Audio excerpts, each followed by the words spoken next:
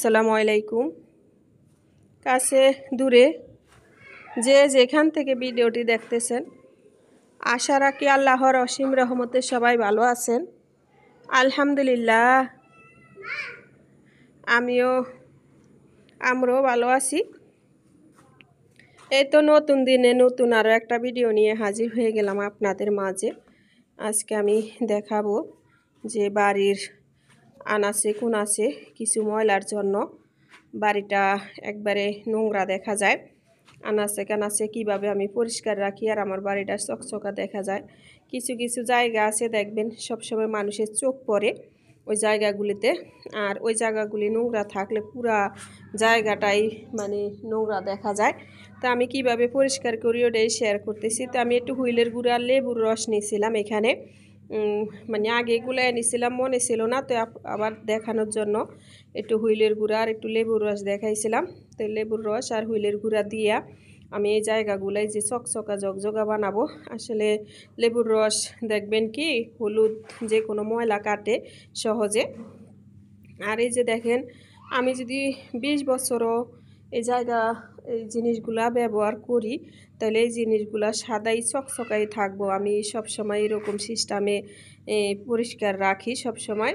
তো প্রতিদিন যদি এগুলা পরিষ্কার করেন তাহলে তেমন একটা ময়লা হয় না। আর আমার এই জিনিসগুলা তেমন একটা ময়লা নাইও। তারপরে আমি আপনাদের যাদের এই জিনিসগুলাতে ময়লা আছে সহজে তুলে নিতে পারবেন ওই টিপসটাই শেয়ার করতেছি। এই যে আমার মেয়ে ড্রাগন ফলের খাইছে, ওই শিলাগুলি আমারে দেখাইতেছে। যাক, তারপরে এই যে বলতেছি, আর এই যে বিশেষ করে এই যে এই বেসিনটা অনেকের হলুদ হয়ে যায়, তারপরে আবার কি হয় একটু কালচা কালচা হয়ে যায়।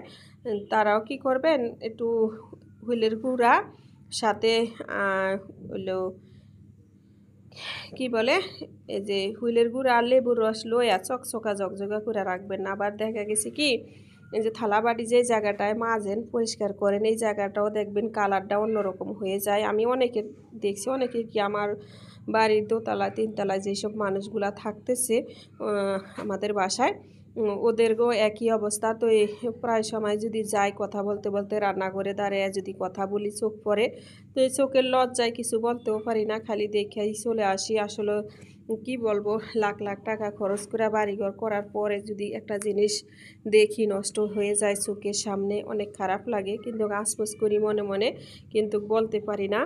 আর এই যে দেখেন এই যে নিচে যে জায়গাটা, এই জায়গাটায় যে আমি কয়দিন ধরে মাজতেছি না, ভাবতেছি যে আপনাদের সাথে ভিডিওটা শেয়ার করব। এই জন্য এই যে দেখছেন লাল একবারে শিউলা পড়ে গেছে এই জায়গাটাও। তো এই জায়গাটাও আমি পরিষ্কার রাখি যেভাবেই।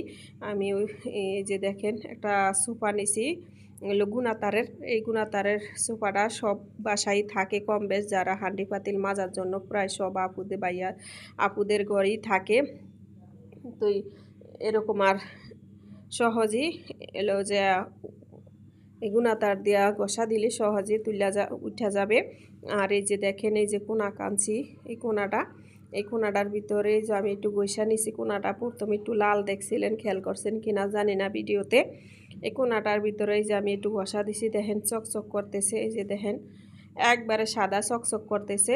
এখন যদি বেসিনটার দিকে তাকিয়ে দেখেন কত সুন্দর লাগতেছে বেসিনের সাইডগুলা, তারপরে বেসিনটা, এরপরে যে টাইলসগুলা একবারে চকচক করতেছে। তো মাশাআল্লাহ দেখতেও অনেক সুন্দর লাগতেছে। তো যে কোনো সহজে যদি ঘরের জিনিসগুলা চকচকা জগজগা রাখতে চেষ্টা করি আমরা সবসময়, আমরা গৃহিণীরা পরিষ্কার পরিচ্ছন্নতা সবাই পছন্দ করি। আর এই যে লেবুর রস আর হুইলের গুঁড়ার পানিটা এখানে দিয়ে নিছি। তো আমি আরও কিছু জিনিস পরিষ্কার করে দেখাবো, আপনারা একটু দেখতে থাকেন। একটু হলো আপনাদের যদি উপকার আসে প্লিজ একটা লাইক দিয়ে ভিডিওটা দেখেন। যেসব আপু ভাইয়ারা ভিডিওতে লাইক দিতে ভুলে গেছেন একটা লাইক দিন। আর এই যে বেসিন, এখন আমি বেসিনটা একটু পরিষ্কার করে দেখাবো। এই যে বেসিনের ভিতরে একটু পরিষ্কার করে নিলাম। এই জায়গাটা কি হয় একটু পানি জমে, আর এই জায়গাটাতে পানি ঘামতে ঘামতে এই জায়গাটা হলো যায় শিউলা পরে একটা দাগ পড়ে যায়। তো আমার যেহেতু বেসিনটা আমি সবসময় পরিষ্কার রাখার চেষ্টা করি, এখন কিন্তু নাই। ওই যে বললাম আমাদের বাসায় যেসব বাবিরা থাকতেছে ওরা কিন্তু এই জায়গাগুলো তেমন একটা পরিষ্কার করে না, ওদেরগুলো একবারে নোংরা হয়ে আছে। তো এই মাঝে মাঝে ওই যে বললাম অনেক খারাপ লাগে। আর এই যে একটা ব্রাশ নিয়ে নিলাম, যা আমাদের সবার ঘরেই একটা হলো দাঁত ব্রাশ থাকে, পুরানো অনেকেই সবার ঘরেই কম বেশ থাকে। তো পুরানো একটা ব্রাশ নিয়ে নিলাম, আর ব্রাশের সাহায্যে একটু হুইলের গুঁড়া আর লেবুর রসের এটা একটু লাগাই নিছি, নিয়ে এই যে একটু ঘষা দিলাম। আর এই যে দেখেন কত চকচক করতেছে, একবারে সাদা দপদপা, যেরকম মনে হয় যে এখনই না কলটা আমি লাগাইছি, একবারে চকচকা হয়ে গেছে। তো এই সমস্ত জায়গাগুলো এইভাবে সবসময় পরিষ্কার করে রাখবেন। আবার বেসিনের যে ছোট্ট স্টিলের যে জায়গাটা, ওইটাও দেখছেন আমার একবারে নতুনের মতো চকচক করে। অনেকের কি হয়, এটা একবারে হলুদ হয়ে যায়, হলুদ হয়ে যায় ময়লা জমা। আর এই যে রান্নাঘরে যখন আমি রান্না করি নিচে মানে থালাবাড়ি থালাবাড়ি যখন পরিষ্কার করি নিচে কিন্তু পানি পড়ে, সবারই কম বেশ বেসিনের নিচে পানি পড়ে। তো এখানে একটা সব সময় নাকড়া দিয়ে আমরা মুছতে থাকি, আর এই যে ঘষার সাথে সাথে পানিটা ওইখানে যায় বা ময়লা যায়, তো এই জায়গাটাও হলুদ হয়ে যায়। তো আমার যেহেতু আরেকটা কথা, আমার টাইলসের এই যে পুটিং দিছি, এই পুটিংটা হইলো হলুদ, এই কারণে আমার জায়গাটুক হলুদ হলুদ দেখা যাইতেছে। যদি সাদা হইতো আমার পুটিংটা, তাহলে একবারে সাদা ধপধপা দেখা যাইতো, কিন্তু আমার পুটিংটা হইলো হলুদ, এই জন্য একটু হলুদ হলুদ কালচা দেখা যাইতেছে। কিন্তু এই জায়গাগুলো একবারে চকচকা আমার। আর এই যে বেসিনের নিচে যে কলটা থাকে, পাইপটা দেই আমরা সিল্কের নিচে, সিল্কের নিচে পাইপটা দেই, এই সিল্কের হোক আর বেসিনের হোক, এই পাইপটা দিয়েই আমরা। এই পাইপটাও দেখবেন কি একবারে মনে করেন অনেক ময়লা হয়, অতিরিক্ত ময়লা হয়। আর এটা যদি পরিষ্কার না রাখেন, দেখতে অনেক বিচ্ছিরি দেখা যায়, অনেক অনেক বিচ্ছিরি দেখা যায়। তো এই মানে একটা মানুষ যদি আসে, দেখবেন যে এই জায়গায় নোংরা থাকে, ওই জায়গায় মানুষের চোখগুলা বেশি যায়। তো আমার এই জিনিসগুলো আমি সব সময় চকচকা করে রাখি। আর একটা ব্রাশের সাহায্যে, এটা চিপা চিপা থাকে, তো এই জন্য একটা ব্রাশ দিয়ে ঘষে নেই। আর যদি অন্য কিছু দিয়ে ঘষতে যাই, এটা নরম টেমকা টেমকা হয়ে যাবে, এটার ভিতরে ময়লা পানি জমা থাকবে, এই জন্য ওইলার উপরে এটা হলো প্লাস্টিক কালো, কিন্তু মনে করেন না যে ময়লা। তো এই যে দেখেন একবারে মাশাআল্লাহ অনেক চকচকা জগজগা হয়েছে জায়গাগুলা। তো এই আপনারা চাইলে আমার মতো এরকম আপনাদের আনাচে কোনাচে যে ময়লাগুলা হয়েছে, তো এভাবে পরিষ্কার করে নিতে পারেন। আর এই যে দেখেন, এই যে এটা হলো যে একটা স্কার্টিং বলে, রুমের স্কার্টিং। তো স্কার্টিংয়ের উপরে যে টাইসের উপরে পুটিং দিয়ে সুন্দর করে রাখে জায়গাটা, হ্যাঁ, এটার ভিতরে দেখবেন ধুলাবালি পরে একবারে কালার মানে ময়লা একবারে বিচ্ছিরি দেখা যায়। তো এই জায়গাটাও আমি এই যে ব্রাশ দিয়ে সবসময় পরিষ্কার রাখার চেষ্টা করি। আর এই যে দেখেন একটু ময়লা ছিল, ব্রাশ দিয়ে একবারে পরিষ্কার করে নিছি, এখন একবারে দেখেন কত সুন্দর লাগতেছে। তো সব সময় রুমের ভিতরে স্কার্টিংগুলোর উপরে যদি ময়লা থাকে, রুমের ভিতরে অনেক নোংরা দেখা যায়। আর আমার পুটিংয়ের ফাঁকে ফাঁকে যে রুমের টাইলস দিয়ে করছে, টাইলসের ফাঁকে ফাঁকে হয়তো খেয়াল করলে দেখতে পারেন যে অনেক মানুষের ঘরে কি হয়, হয় পুটিংয়ের ফাঁকে ফাঁকে রুমের ভিতরে অনেক ময়লা হয়, কিন্তু আমার কখনো হয় না। তো এটা আমি বাথরুমে চলে আসছি, তো আমি পুরো বাথরুমের সব কিছু দেখাইলাম না আপনাদের। এটা হলো হলুদ দরজা। তো এই দরজার পাশেই এই যে দেখেন, আমি বাথরুমও একই পদ্ধতিতে, আমি বাথরুমের এই চারপাশে একই পদ্ধতিতে আমি পরিষ্কার করে নিই সবসময়। বাথরুম যখন কয়েকদিন পরে, আমি সব সময় বাথরুম ধুয়ে রাখি।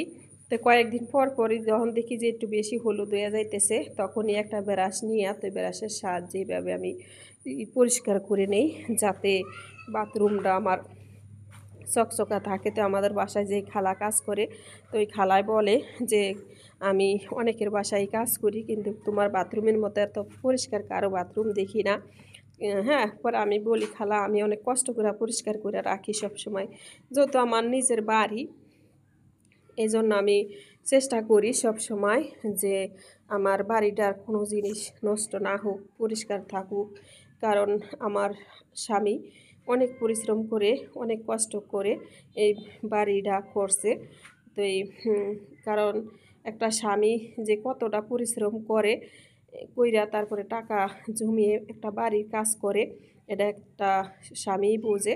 তো ওই জিনিসটা আমরা স্ত্রীরা যদি সুন্দর রাখি, ভালো রাখার চেষ্টা করি, পরিষ্কার রাখি, তাহলে আমাদের দেখা গেছে কি এই জিনিসগুলো আমরা কত বছর ইউজ করা পারবো, আর নইলে কিছুদিন পরে জিনিসগুলো নষ্ট হয়ে যাব।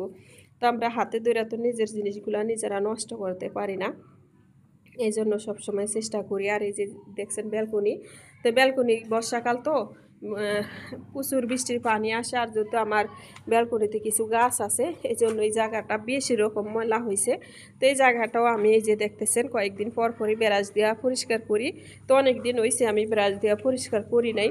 ওই যে বললাম আপনাদের সাথে একটা ভিডিও শেয়ার করব বলে অনেক দিন ধরে এগুলা পরিষ্কার করতেছি না, যে আপু ভাইয়াদের সাথে একটু শেয়ার করব, যাতে আমার ভিডিওটা দেখে একটু হলেও আমার আপু ভাইয়ারা আইডিয়া পায়। অনেকে হয়তো পরিষ্কার রাখেন, চেষ্টা করেন এইভাবেই পরিষ্কার করতে, হয়তো অনেকে জানেন অনেকে জানেন না। তো যারা জানেন জানেন, আর যারা না জানেন তাদের জন্যই আজকের ভিডিওটা, একটু হইলেও আপনাদের উপকার আসবে।